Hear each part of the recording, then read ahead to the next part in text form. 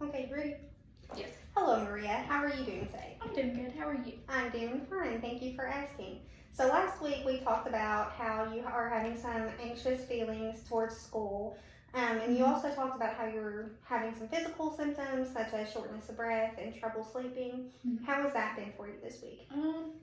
It's not really improved any this week. It's about the same as last week. Okay. I'm still having all the same symptoms, the trouble sleeping and just feeling really anxious. Okay. So today I brought 2 assessments I would like to do with you, if that's okay. That's fine. Would you like to read over them yourself? Would you like to go over it by yourself, or would you like to do it together? I think I would like to do it together. Okay. So this is called the Beck Anxiety Inventory. So we're just going to rate some of your symptoms on a scale of 0 to 3. Scale of 0 to 3. 0 being not at all, 1 being mildly but doesn't bother me too much, 2 being moderately, it wasn't pleasant at times, or 3 severely, it bothered me a lot. Okay. So do you ever feel the sensation of numbness or tingling? I would put that as a 1. 1. Mm-hmm. Okay. Feeling shaking in the legs. I would put that as a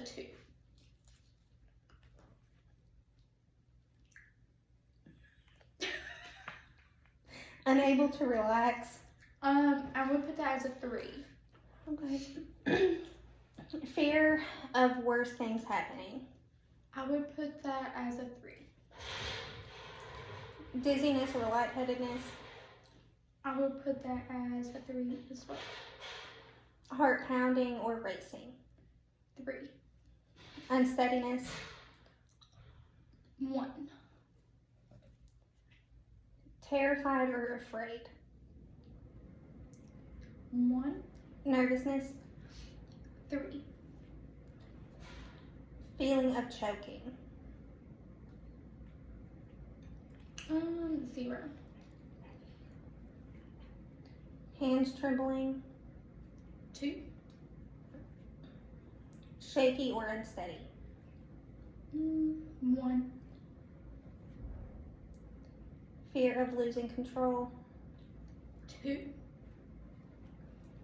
Difficulty in breathing. 3. Fear of dying. 1. Scared. 2. Indigestion. 1. Faint or lightheaded. 3. Face flushed. 3. And then hot or cold sweats. 2.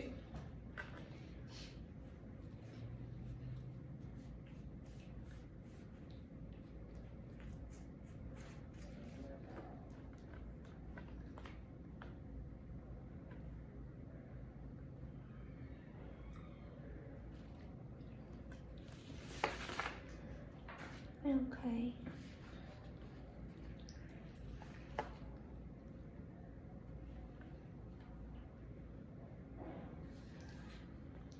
Alright. So, by the Beck Inventory Scale, you are showing high levels of anxiety. Do you want to talk about a little bit what is giving you the anxiety feelings? Just trying to keep up with like school and work and live up to my parents' expectations. That's really hard. That does bother me a lot.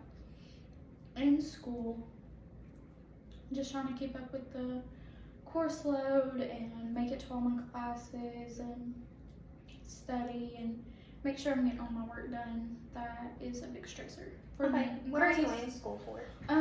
Nursing. Nursing. Mm-hmm. That is a big course load. I'm very impressed on how you're dealing with all of that. Mm-hmm. So you said that you're scared that you're not going to live up to your family's expectations. What exactly do you mean by that?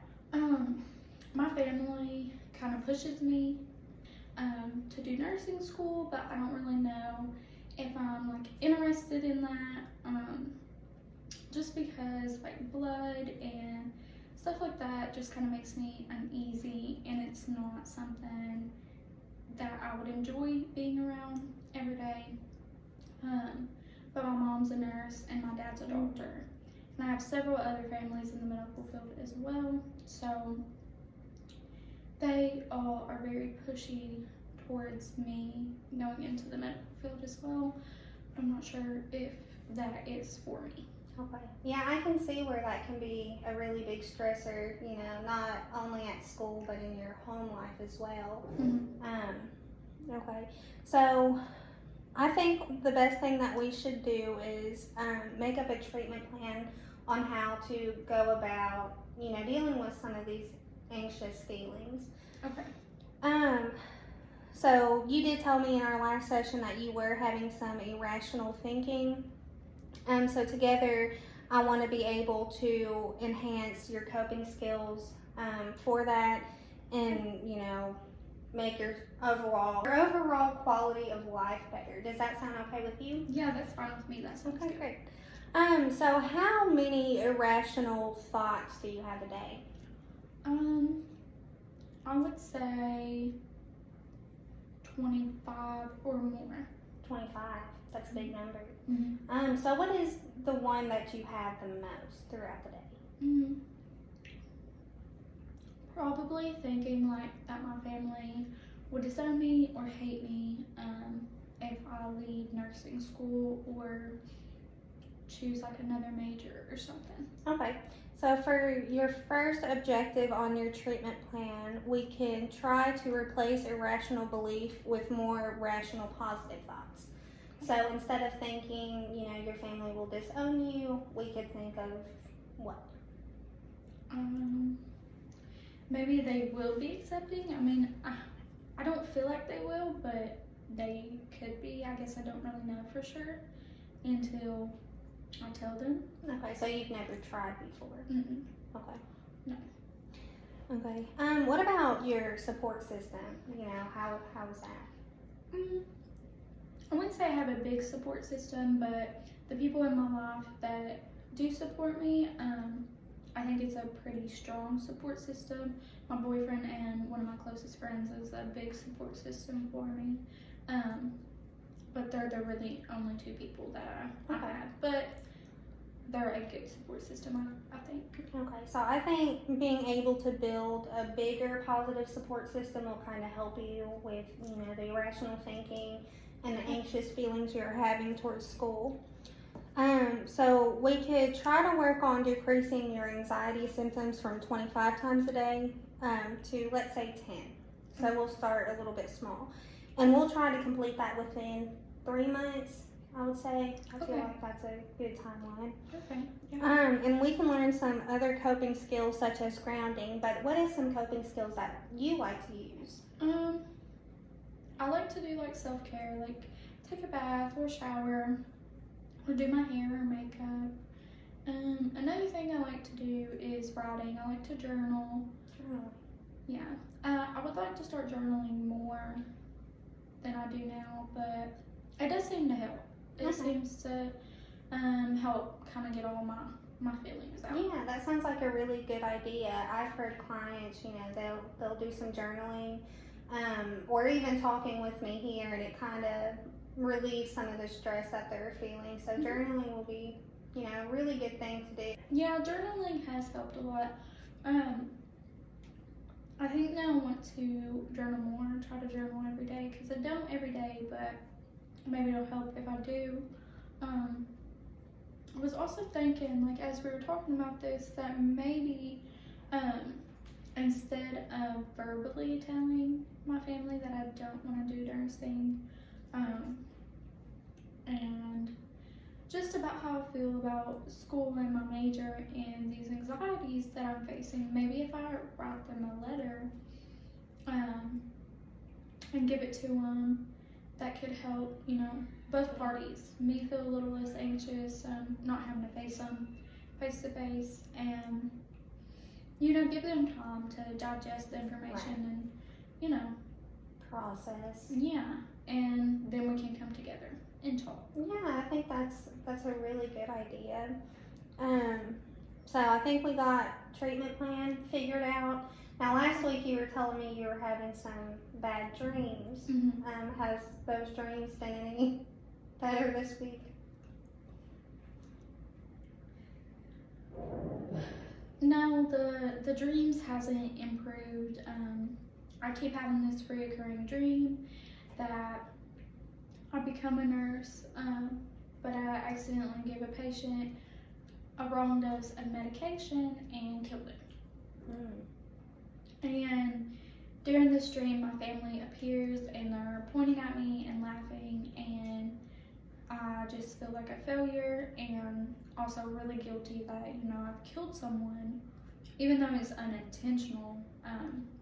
And I think that dream is just my anxieties about, disappointing my family and not wanting to be a nurse. And it's really causing me issues on sleeping. Like, I don't want to fall asleep and continue having that dream, or when I do, wake up from that dream, I have trouble falling back asleep. Due to the irrational thinking, you think? Yeah. And that's also kind of when I feel, the physical symptoms too. Like, if I wake up from a dream like that, I feel the tightness in my chest and the shortness of breath. So that the physical symptoms make it hard to fall back asleep too. Okay. So grounding techniques will actually help you with your anxious feelings. So grounding, basically, you'll look around the room that you're in and you'll find 5 things that you can see. Okay. It doesn't have to be anything specific, just whatever 5 things that you can see. You do 4 things that you can touch, 3 things that you can hear, 2 things you can taste. And those can be whatever you want them to be. So for example, here I'm seeing this blue candle. And that's something that we can see, but that's also something that we can touch as well. We can pick it up. And I've noticed that kind of helps calm the nerves as well in some of my clients. But, any other coping skill that will make you feel a little bit easier in the evening could help you potentially sleep better. Okay. Same thing with changing your rational beliefs to, positive, thinking skills, which we'll work on that more as the counseling progresses. So it doesn't have to be an overnight thing. Okay. Sounds good. Now I do have this homework for you that I'm going to give you, if you'd like to do that. Yeah, sounds good. Now you can take this home. You don't necessarily have to bring it back to me. Just kind of think on it, and we'll go over it the next time that you come in. Okay. So this homework, I just want you to be able to identify 3 aspects of your life that makes you feel anxious. I know we talked about a couple broad ones, but I want to see if you can, pinpoint it down to something specific. And then I want you to figure out some of the goals on how to improve them. How do you think, we can relieve this stress in your life? Okay. So I'm going to give that to you. Okay, thank you. And of course, if you need anything from me before our next session, I'm always here. Okay. Okay. All right, sounds good. I will see you next session. Thank you. See you next time.